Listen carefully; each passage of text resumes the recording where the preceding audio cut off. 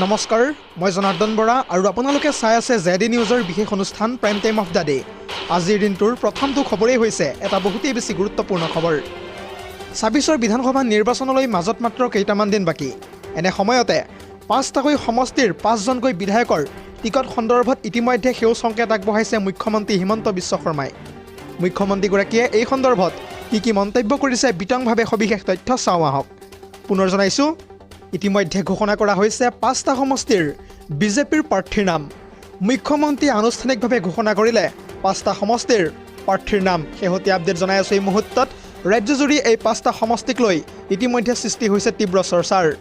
নিৰ্বাচনৰ দিন ঘোষণাৰ পূৰ্বে ৫টা সমষ্টিৰ প্ৰাৰ্থীৰ নাম ইতিমধ্যে ঘোষণা কৰিছে মুখ্যমন্ত্ৰী হিমন্ত বিশ্ব শৰ্মাই। সৰুপথাৰ, ঢকুৱাখনা, লখিমপুৰ, মাহমৰা সমষ্টিৰ ইতিমধ্যে প্ৰাৰ্থীৰ নাম ঘোষণা কৰা হৈছে আহি থকা বিধানসভা নিৰ্বাচনৰ বাবে। আৰু এই ৫টা সমষ্টিত কোনে লাভ কৰিবলৈ গৈ আছে বিজেপিৰ ফালৰ পৰা টিকট? ৫টা সমষ্টিত কাৰ কপাল ফুলিবলৈ গৈ আছে এই সন্দৰ্ভত চাওঁ আহক। ইতিমধ্যে এই সন্দৰ্ভত মুখ্যমন্ত্ৰী হিমন্ত বিশ্ব শৰ্মাই দিলে সেউজ সংকেত।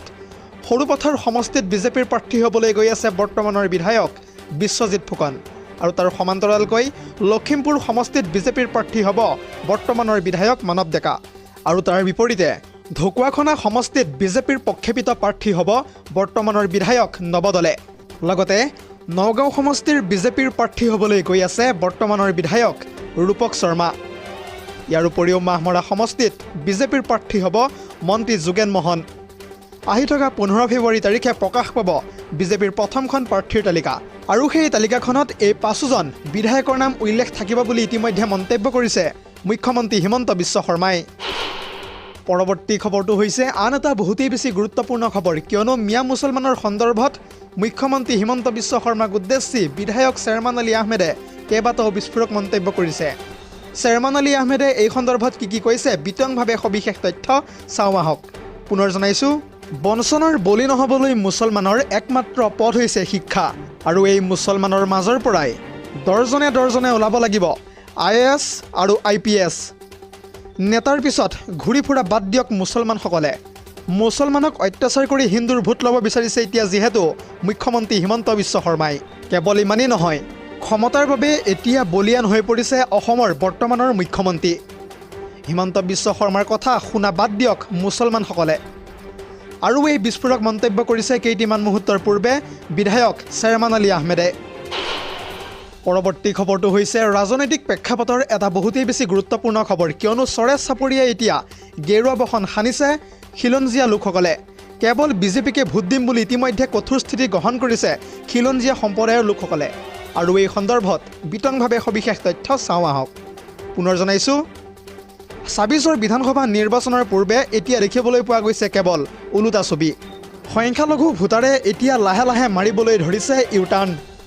চৰে চাপৰিয়ে হাজাৰ এতিয়া লোক হৈ পৰিছে গেৰুৱা। কেৱল বিজেপিকেই আমি ভোট দিম, বেলেগ দলক কেতিয়াও নিদিওঁ। ধিঙত বিজেপি দলত এতিয়া কেৱল মাথো দেখিবলৈ পোৱা গৈছে যোগদানৰ ঢৌ। কেৱল ইমানেই নহয়, বিজেপিত যোগদান কৰিয়ে এতিয়া গৌৰৱ আৰু অখিল গগৈৰ বিৰুদ্ধে গৰজি উঠিছে সংখ্যালঘু সম্প্ৰদায়ৰ লোকসকল। বিজেপিৰ বাহিৰে অন্য দল যদি চৰলৈ আহে তেন্তে ৰাইজে বান্ধি থ'ব লাগে বুলি এতিয়া এক প্ৰকাৰ মন্তব্য কৰিছে খিলঞ্জীয়া সম্প্ৰদায়ৰ লোকসকলে।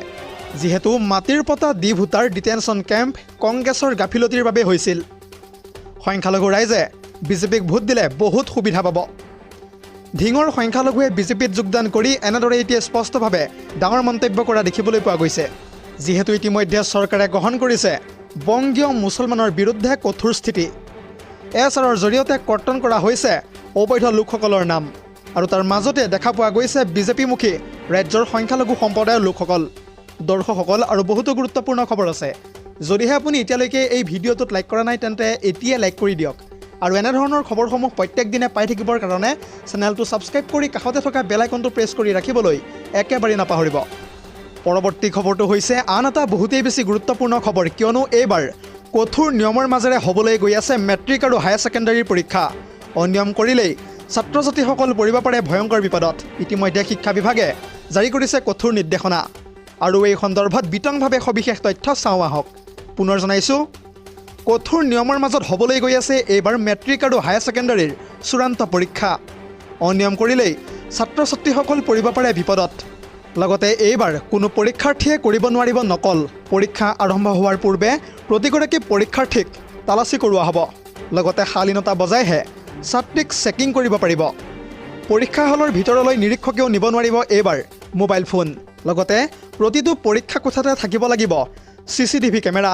প্ৰশ্নকাকত আৰু উত্তৰ বহী নিৰীক্ষণ কক্ষতো থাকিব এইবাৰ CCTV কেমেৰা। কেৱল ইমানেই নহয়, পৰীক্ষা কেন্দ্ৰৰ বাহিৰে ভিতৰে সকলোতে থাকিব লাগিব এইবাৰ CCTV কেমেৰা। পৰীক্ষা কক্ষৰ পিছফালে বন্ধ থাকিব লাগিব সকলো দুৱাৰ খিৰিকী। কোনো পৰীক্ষা কেন্দ্ৰত পলমকৈ অনুষ্ঠিত হ'ব নোৱাৰিব পৰীক্ষা। ব্যক্তিগত খণ্ডৰ বিদ্যালয়ত মুঠতে এইবাৰ কোনোপধ্যে অনুষ্ঠিত নহয় উচ্চতৰ মাধ্যমিকৰ লগতে মেট্ৰিক পৰীক্ষা।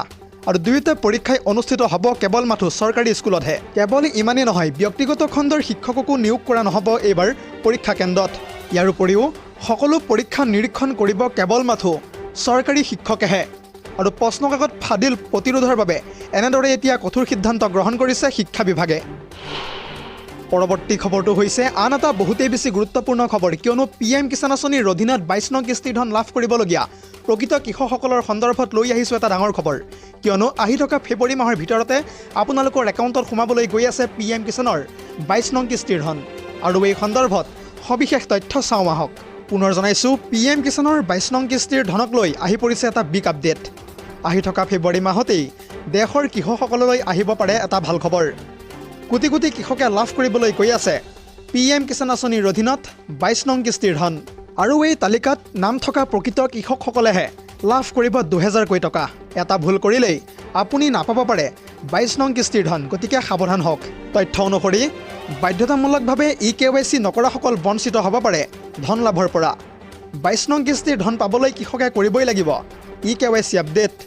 আৰু এই EKYC সম্পূৰ্ণ নকৰিলে বঞ্চিত হ'ব 22 নং কিস্তিৰ ধন লাভৰ পৰা। লগতে এই তালিকাখনত আপোনাৰ নামটো আছেনে নাই কেনেকৈ চেক কৰিব, এই সন্দৰ্ভতো চাই লওক সবিশেষ। প্ৰথমতে লগইন কৰক pmkishan.gov.in আৰু তাৰ পাছতেই যাব লাগিব আপুনি বেনিফিচিয়াৰী লিষ্ট অপশ্যনত। ৰাজ্য জিলা গাঁও বাছনি কৰি চাব পাৰিব আপুনি তালিকাখনত আপোনাৰ নামটো আছেনে নাই। আৰু ইয়াৰ উপৰিও ইতিমধ্যে মুকলি কৰা হৈছে এটা হেল্পলাইন নম্বৰ, আৰু সেই হেল্পলাইন নম্বৰটো হৈছে 155267। আকৌ কৈছোঁ 155267। এই নম্বৰটোত আপুনি যিকোনো মুহূৰ্তত ফোন কৰি উজুৰ আপত্তিসমূহ দাখিল কৰিব পাৰিব। পৰৱৰ্তী খবৰটো হৈছে আন এটা বহুতেই বেছি গুৰুত্বপূৰ্ণ খবৰ, কিয়নো বাবু আঁচনিৰ ফৰ্ম আপুনি বাৰু সংগ্ৰহ কৰিলেনে আৰু কিদৰে কৰিব আপুনি সংগ্ৰহ, লগতে কেনেকৈ আবেদন কৰিব, এই সন্দৰ্ভত সবিশেষ তথ্য চাওঁ আহক। পুনৰ জনাইছোঁ, ৰাজ্যৰ লাখ লাখ ছাত্ৰৰ বাবে লৈ আহিছোঁ এই মুহূৰ্তত এটা ব্ৰেকিং নিউজ। ইতিমধ্যে মুকলি কৰা হৈছে বাবু আঁচনিৰ ফৰ্ম। কেনেকৈ আপুনি পূৰণ কৰিব এই ফৰ্মখন। প্ৰথমতে আপুনি সামাৰ্থ পৰ্টেলত ৰেজিষ্ট্ৰেশ্যন কৰিছিল নে নাই। যিহেতু ইতিমধ্যে এই সন্দৰ্ভত শিক্ষামন্ত্ৰীয়ে সামাজিক মাধ্যম যোগে ছাত্ৰসকলক দিছে ভাল খবৰ। গ্ৰেজুৱেট ছাত্ৰক প্ৰত্যেক মাহে আগবঢ়োৱা হ'ব এক আৰ্থিক সাহায্য। আহি থকা ফেব্ৰুৱাৰী মাহৰ পৰাই ছাত্ৰসকলে লাভ কৰিবলৈ গৈ আছে বাবু আঁচনিৰ ধন। পোষ্ট গ্ৰেজুৱেট ছাত্ৰলৈ মাহিলী আগবঢ়োৱা হ'ব 2000 কোটি টকা। কেৱল ইমানেই নহয়, গ্ৰেজুৱেট ছাত্ৰলৈ মাহিলী আগবঢ়োৱা হ'ব 1000 কোটি টকাৰ সাহায্য। পৰৱৰ্তী খবৰটো হৈছে আন এটা বহুতেই বেছি গুৰুত্বপূৰ্ণ খবৰ, কিয়নো ব্ৰহ্মপুত্ৰৰ বুকুত সংঘটিত হৈছে এক নাও দুৰ্ঘটনা। আৰু এই দুৰ্ঘটনাত একেটা পৰিয়ালৰে প্ৰায় 7জনকৈ লোকৰ মৃত্যু হৈছে বুলি জানিব পৰা গৈছে। আৰু এই সন্দৰ্ভত সবিশেষ তথ্য চাওঁ আহক। পুনৰ জনাইছোঁ, ব্ৰহ্মপুত্ৰৰ বুকুত সংঘটিত হোৱা ভয়ংকৰ নাও দুৰ্ঘটনাত ইতিমধ্যে উটি গ'ল ৰেহেম আলী নামৰ এজন লোকৰ পৰিয়াল। একেটা পৰিয়ালৰে 5জনকৈ লোক ব্ৰহ্মপুত্ৰৰ বুকুত হৈ পৰিছে এতিয়া নিৰুদ্দেশ। আপোন চাচা চাচিক বিচাৰি এতিয়া হিয়া ঠাকুৰি কান্দিছে পৰিয়ালৰ লোকে। আৰু বৰপেটাৰ চেঙাত কেৱল এতিয়া দেখিবলৈ পোৱা গৈছে কান্দোনৰ দোল। আৰু বৰ্তমানেও উদ্ধাৰ হোৱা নাই নিৰুদ্দেশ হোৱা 7জনকৈ লোক। News desk report, ZD news.